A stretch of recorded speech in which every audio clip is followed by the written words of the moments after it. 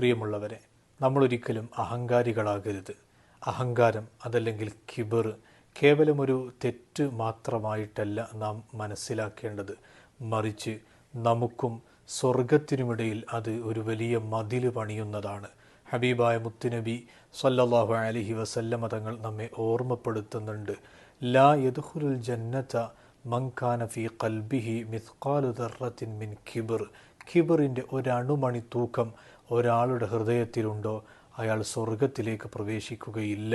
എപ്പോഴും മറ്റുള്ളവരെക്കാൾ മെച്ചപ്പെട്ടവൻ ഞാനാണ്, അയാളേക്കാൾ ഉഷാർ ഞാനാണ് എന്ന ചിന്ത, അതെന്തിൻ്റെ പേരിലാണെങ്കിലും, സമ്പത്തിൻ്റെ വിഷയം പരിഗണിച്ചോ, അറിവിൻ്റെ വിഷയം പരിഗണിച്ചോ, സ്ഥാനമാനങ്ങളുടെ വിഷയം പരിഗണിച്ചോ, ഏതൊരു കാര്യം പരിഗണിച്ചാണെങ്കിലും അങ്ങനെയൊരു ചിന്ത നമ്മിൽ വന്നു പോയാൽ അത് അപകടത്തിലേക്ക് കൊണ്ടെത്തിക്കും എന്നതിൽ സംശയമില്ല. എപ്പോഴും വിനയമുള്ളവരായി നമ്മൾ മാറണം.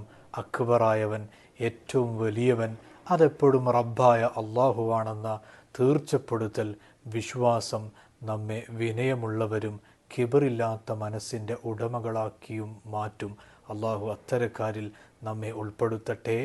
ആമീൻ യാ റബ്ബൽ ആലമീൻ.